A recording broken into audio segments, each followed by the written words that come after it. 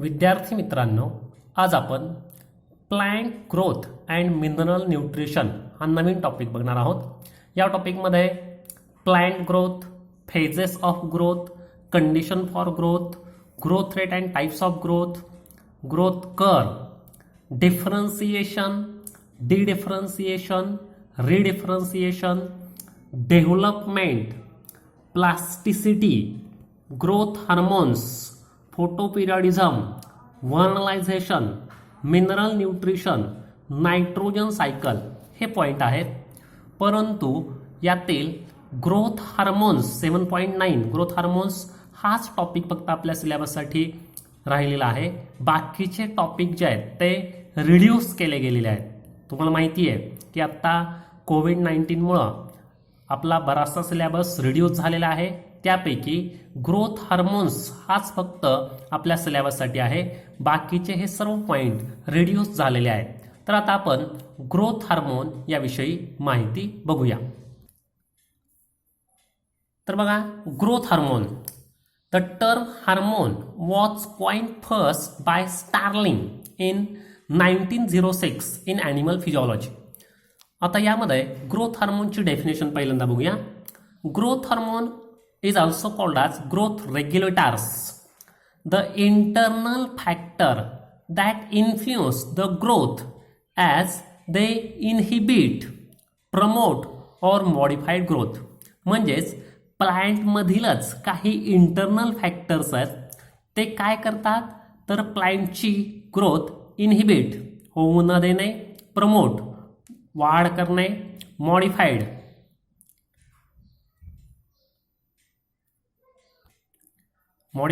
आहे त्यामध्ये बदल करणे, अशा प्रकारचे हे ग्रोथ हार्मोनची तुम्हाला डेफिनेशन बघायला मिळेल. म्हणजेच प्लांटमधील काही इंटरनल फॅक्टर असतात, ते प्लांटची ग्रोथ थांबवतात, वाढवतात किंवा मॉडिफाईड करतात. या प्लांट ग्रोथ रेग्युलेटरमध्ये दोन प्रकार तुम्हाला बघायला मिळतात. त्यामध्ये ए आहे प्लांट ग्रोथ प्रमोटार, त्यामध्ये 3 आहेत, ऑक्झिन, जिबरलिन, सायटोकायनिन. आणि दुसरे आहेत प्लांट ग्रोथ इनहिबिटार, त्यामध्ये एथिलीन आणि ॲप्सिक ॲसिड. तर आपण सर्वप्रथम पहिला बघूया, auxin, plant growth hormone. Auxin त्याचं मिनिंग बघा, ऑक्सिन मीन्स टू ग्रो.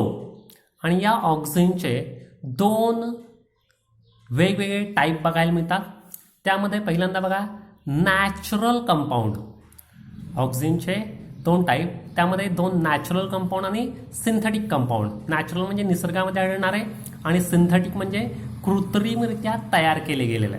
यामध्ये बघा, पहिला नॅचरल ऑक्झिनमध्ये IAA, indole 3 acetic acid.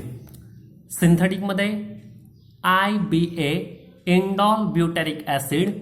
NAA, naphthalene acetic acid. 2,4-D, त्यामध्ये डायक्लोरोफिनॉक्सी ॲसिटिक ॲसिड. म्हणजे ऑक्झिनचे 2 प्रकारामध्ये विभागणी आहे. नॅचरल कंपाऊंडमध्ये IAA, सिंथेटिक कंपाऊंडमध्ये IBA, NAA आणि 2,4-D. आता बघा, या ऑक्झिन, तर बघा, auxin FW went in 1931 use this term first auxin. Auxin was isolated from urine of person suffering from पॅलेग्रा.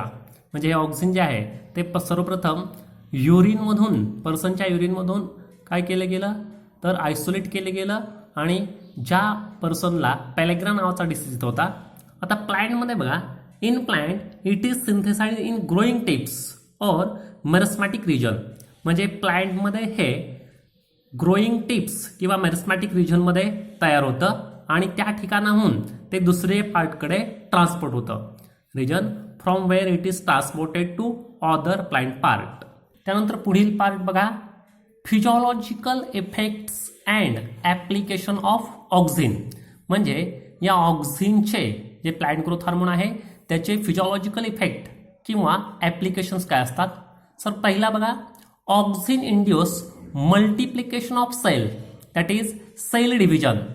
It is use in tissue culture experiment. बघा, ऑक्झिनचा उपयोग सेलच्या मल्टिप्लिकेशनसाठी होतो. म्हणजे एका सेलपासून 2 सेल, 2 सेलपासून 4 सेल मायटॉसिस होऊन तिथं तयार होतात आणि अशा सेलचं मल्टिप्लिकेशन होण्यासाठी या ऑक्झिनचा उपयोग होतो आणि हे टिश्यू कल्चर मीडियममध्ये वापरलं जातं. सेकंड बघा, initiate root formation use top 10 plant from stem cutting. समजा एखादे प्लांट आहे, या प्लांटचं कटिंग केलं, कट घेतला आणि मग हे कटिंग आपण काय करतो, ऑक्झिन असलेल्या सोल्युशनमध्ये डीप केलं जातं आणि मग हे कटिंग ज्यावेळेस आपण कशामध्ये लावतो, सॉईलमध्ये लावतो, त्यावेळेस त्याला रूट इनिशिएशन होण्यासाठी या ऑक्झिनचा उपयोग होतो. म्हणजेच काय बघा, use to obtain plant from stem cutting. Stem cutting जे आहेत ते ऑक्झिनमध्ये बुडवायचे आणि त्यानंतर ते ज्यावेळेस आपण सॉईलमध्ये लावतो त्यावेळेस त्याला लवकरात लवकर रूट इनिशिएशन होतं. Apical dominance, growing of apical bud inhibit the growth of lateral bud. आता हा अपायकल डॉमिनन्स फेनॉमेनॉन काय आहे ते आपण समजून घेऊया.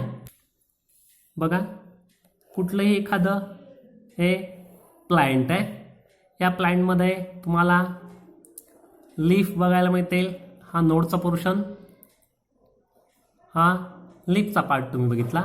हा जो पार्ट आहे त्याला म्हटलं जातं अपायकल बड आणि the angle between leaf and stem is called as axil. त्याला काय म्हटलं जातं, ॲक्झिल. आणि ह्या ॲक्झिलमध्ये येणारा जो बड असतो त्याला म्हटलं जातं ॲक्झिलरी बड. ॲक्झिलरी बड. आता अपायकल डॉमिनन्स म्हणजे काय, जोपर्यंत हा अपायकल बड आहे तोपर्यंत ॲक्झिलरी बडची ग्रोथ होत नाही.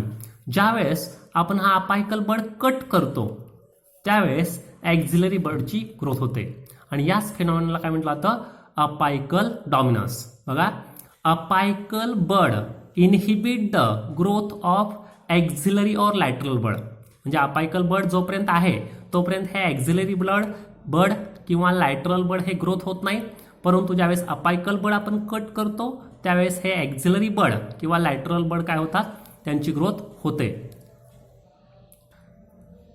आपण बऱ्याच वेळा ऑब्झर्व केलं असेल बघा, ज्यावेळेस आपण एखाद्या झाडाचा शेंडा कट करतो त्यावेळेस त्याला खाली फांद्या वाढतात आणि म्हणून आपण छाटणी हे ज्यावेळेस करतो त्यावेळेस काय करतो रे, झाडाचे शेंडे कट करतो, त्यामुळे त्या झाडाच्या फांद्या वाढतात.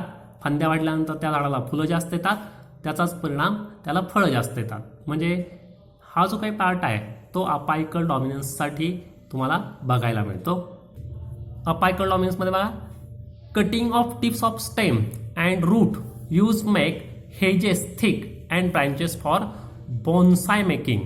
म्हणजे जर आपण एखाद्या झाडाचे अपायकल बड कट केले, आता बघा एखादं कुंपण असेल, त्या कुंपणमध्ये आपण वरचे शेंडे कट केल्यानंतर ते कुंपण अतिशय थिक बनतं, त्याला ब्रँचेस वाढतात. हा अपायकल डॉमिनन्सचा उपयोग आहे. त्यानंतर बघा, सिंथेटिक हार्बिसाइड. यामध्ये बघा 2,4-D हे ऑक्झिन आहे. आपण मगाशी बघितलं की सिंथेटिक कंपाऊंड आहे 2,4-D. त्यामध्ये बघा डायक्लोरोफिनॉक्सी ॲसिटिक ॲसिड, याचा उपयोग कशासाठी केला जातो, अ सिंथेटिक हार्बिसाइड और weedicide. That is, this 2,4-D kill dicot weed without affecting monocot crop. म्हणजे जर समजा मोनोकॉट क्रॉपमध्ये डायकॉट वीड आलेली असते तर ती वीड किल करण्यासाठी या सिंथेटिक हार्बिसाइड म्हणजेच 2,4-Dचा उपयोग केला जातो. Induce parthenocarpy. ऑक्झिन, हे ऑक्झिन जर आपण स्प्रे केलं तर त्याने पार्थिनोकार्पी इंड्यूस होतंय. पार्थिनोकार्पी म्हणजे काय बघा, fruit formation without fertilization, that is seedless fruit. Parthenocarpy म्हणजे काय, fruit formation without fertilization, that is seedless fruit. Example orange, grapes, banana, अशा प्रकारची सीडलेस फ्रूट तयार करण्याकरता या ऑक्झिनचा उपयोग केला जातो. बघा, by application of auxin induce parthenocarpy. म्हणजे जर ऑक्झिनचा उपयोग केला तर याने प्लांटमध्ये पार्थिनोकार्पी इंड्यूस केली जाऊ शकते. नेक्स्ट आहे बघा, promote root elongation in low concentration and shooting at high concentration. म्हणजे ऑक्झिनचा जर लो कॉन्सन्ट्रेशनचा उपयोग केला तर आपण रूटचं इलॉंगेशन करू शकतो आणि ऑक्झिन हाय प्रमाणामध्ये वापरलं तर शूटचं इलॉंगेशन तिथं होऊ शकतं. पुढचं ॲप्लिकेशन आहे इंड्यूस मोर फ्लॉवरिंग इन लिची अँड पायनॅपल.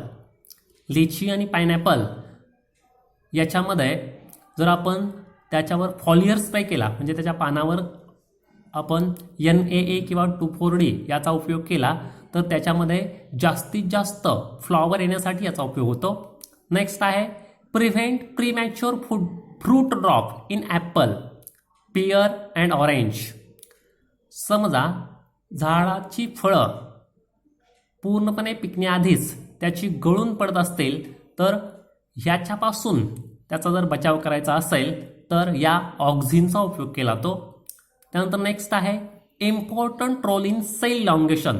समजा ही सेल आहे आणि या सेलचं इलॉंगेशन करायचं असेल म्हणजे ही सेल जर अशी पूर्ण इलॉंगेट करायची असेल तर या सेल इलॉंगेशनमध्ये सुद्धा या ऑक्झिनचा उपयोग होतो. Break seed dormancy and promote quick germination. एखाद्या सीडची डॉर्मन्सी ब्रेक करून त्याच्यामध्ये जर जर्मिनेशन करायचं असेल तरीही या ऑक्झिनचा उपयोग केला जातो.